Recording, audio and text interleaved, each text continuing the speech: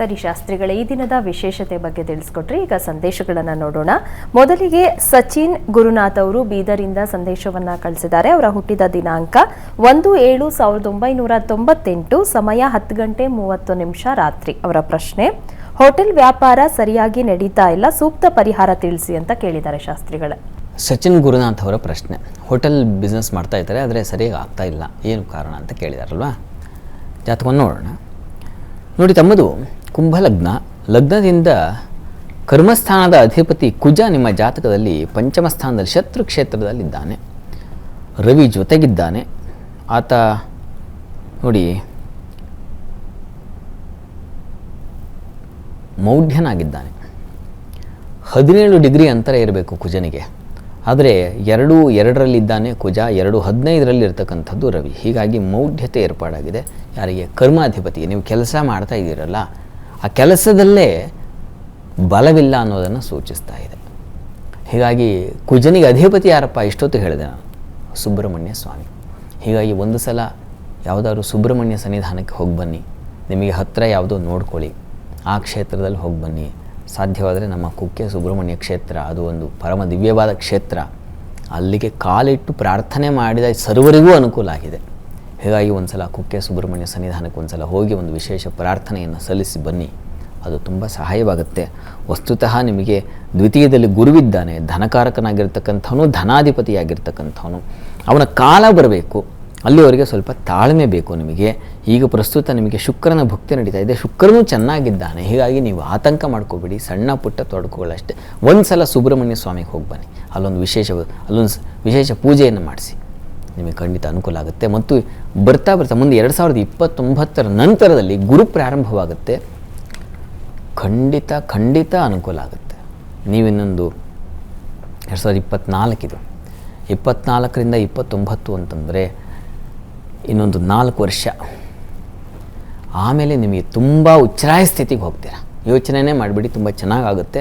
ಪರಿಶ್ರಮದಿಂದ ಮಾಡಿ, ಸುಬ್ರಹ್ಮಣ್ಯನ ಸೇವೆ ಮಾಡಿ, ಅನುಕೂಲ ಆಗುತ್ತೆ. ಒಳ್ಳೆಯದಾಗಲಿ.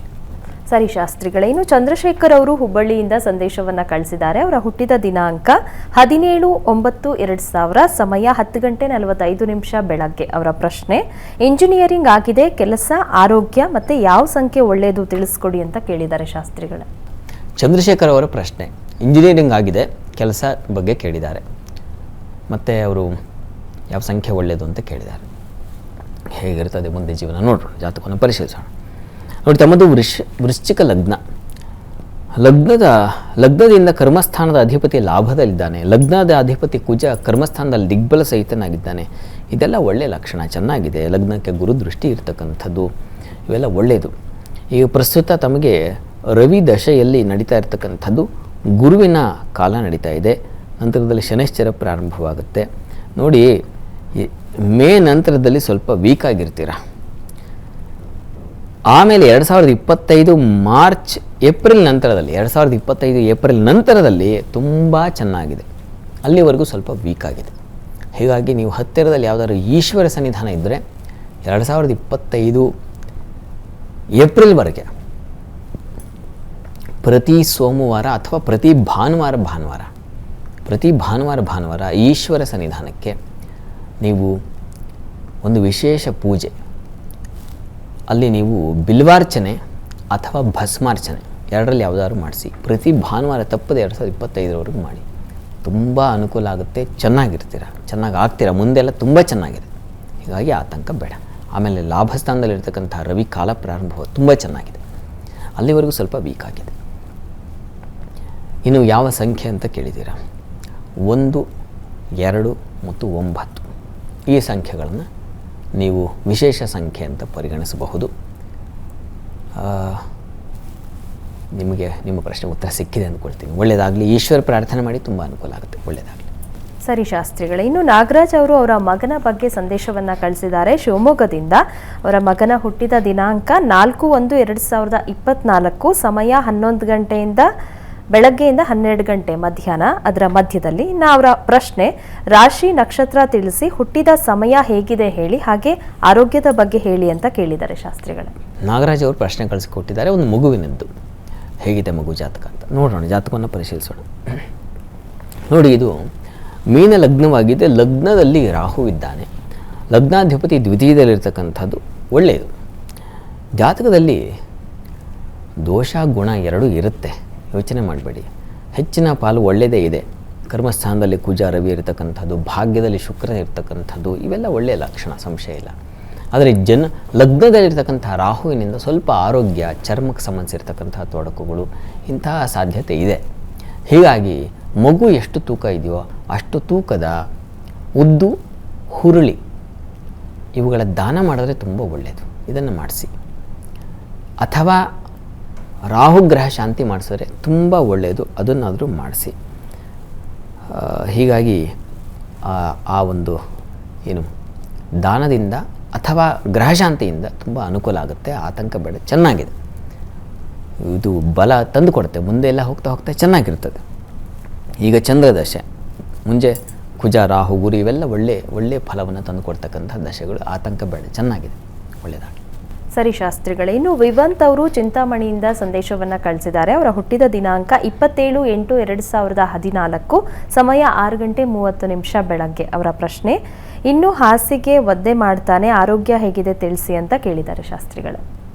ವಿವಂತ್ ಅವರ ಪ್ರಶ್ನೆ, ಬೆಡ್ ವೆಟ್ಟಿಂಗ್ ಸಮಸ್ಯೆ ಇದೆ, ಇನ್ನೂ ಕೂಡ ಬಗೆಹರಿದಿಲ್ಲ, ಏನಾಗಿದೆ ಅಂತ ಅವರ ಪ್ರಶ್ನೆ. ಜಾತಕವನ್ನು ಪರಿಶೀಲಿಸೋಣ. ನೋಡಿ, ಇದು ಸಾಮಾನ್ಯ ನೀವೇ ಬಗೆಹರಿಸಿಕೊಳ್ಳಬಹುದಾದ ಒಂದು ಸುಲಭವಾದ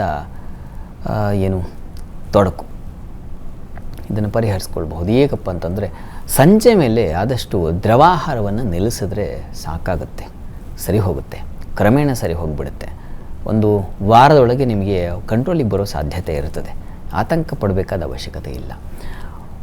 ನೀವು ಸಂಜೆ ಮೇಲೆ ದ್ರವಾಹಾರ, ನೀರಾಗಲಿ ಹಾಲಾಗಲಿ ಇತ್ಯಾದಿಗಳನ್ನು ಕೊಡಬೇಡಿ. ಸಂಜೆ ಮೇಲೆ ಆದಷ್ಟು ಕಮ್ಮಿ ಮಾಡಿ. ಒಂದು ಲೋಟ, ಒಂದು ತಂಬಿಗೆ ಜಾಗದಲ್ಲಿ ಒಂದು ಲೋಟ ಅದನ್ನು ಮಾಡಿ, ಅದು ಕಂಟ್ರೋಲಿಗೆ ಬರ್ತಾ ಹೋಗುತ್ತೆ. ಆದಷ್ಟು 7 ಗಂಟೆ ಮೇಲೆ ಕಂಟ್ರೋಲ್ ಮಾಡಿದ್ರೆ ಬಹಳ ಒಳ್ಳೆಯದು. 7-7:30 ಅಷ್ಟೊತ್ತಿಗೆ ಊಟ ಕೊಟ್ಬಿಡಿ. ಊಟ ಮುಗಿಸಿ ಒಂದಷ್ಟು ಗ್ಯಾಪ್ ಆದಮೇಲೆ ಮತ್ತೆ ಮಲಗಿದ್ರೆ ಸರಿ ಹೋಗುತ್ತೆ. ಅದು ಪ್ರಾಥಮಿಕವಾಗಿರ್ತಕ್ಕಂಥದ್ದು. ಜಾತಕವನ್ನು ಗಮನಿಸ್ಕೊಂಡ್ರೆ ಈ ಶಯ್ಯಾಧಿಪತಿ ಹಾಗೂ ಮೂತ್ರ ವಿಸರ್ಜನೆ ಆಗುವ ಸ್ಥಾನದ ಅಧಿಪತಿ ಇಬ್ಬರು ಒಟ್ಟಾಗಿದ್ದಾರೆ ತೃತೀಯ ಸ್ಥಾನದಲ್ಲಿ.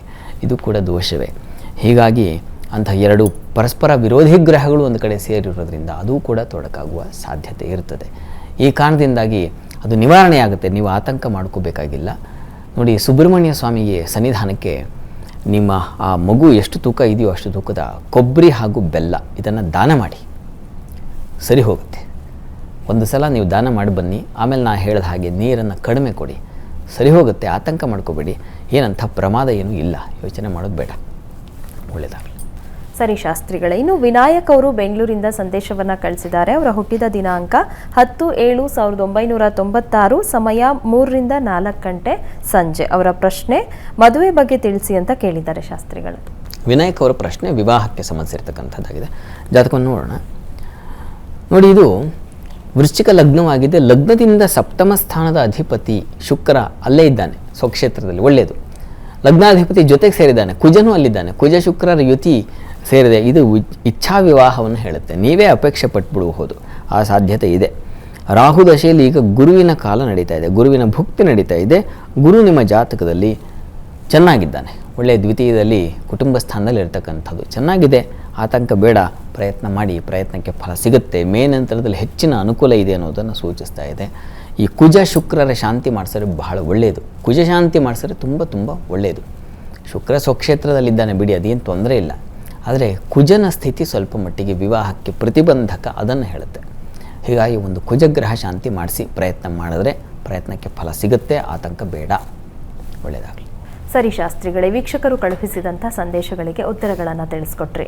ಇನ್ನು ವೀಕ್ಷಕರೇ, ನೀವು ಸಹ ಕಾರ್ಯಕ್ರಮಕ್ಕೆ ಸಂದೇಶವನ್ನು ಕಳುಹಿಸಬೇಕು ಅಂತ ಅಂದ್ಕೊಳ್ತಾ ಇದ್ರೆ ನಿಮ್ಮ ಟಿವಿ ಸ್ಕ್ರೀನ್ ಮೇಲೆ ಬರ್ತಾ ಇರುವಂಥ ನಂಬರ್ಗೆ ಯಾರ ಬಗ್ಗೆ ಕೇಳಬೇಕು ಅಂತ ಇದ್ದೀರಾ ಅವರ ಹುಟ್ಟಿದ ದಿನಾಂಕ, ಸಮಯ ಮತ್ತು ಪ್ರಶ್ನೆಯನ್ನ ಸ್ಪಷ್ಟವಾಗಿ ವಾಟ್ಸಪ್ ಮೂಲಕ ಕಳುಹಿಸಿ ಕೊಡಬೇಕಾಗತ್ತೆ. ಮುಂದಿನ ಹಂತದಲ್ಲಿ 12 ರಾಶಿಗಳ ಫಲಾಫಲ ಇವತ್ತು ಯಾವ ರೀತಿಯಾಗಿದೆ ಅಂತ ನೋಡೋಣ. ಈಗ ಕಾರ್ಯಕ್ರಮದಲ್ಲಿ ಪುಟ್ಟದೊಂದು ವಿರಾಮ.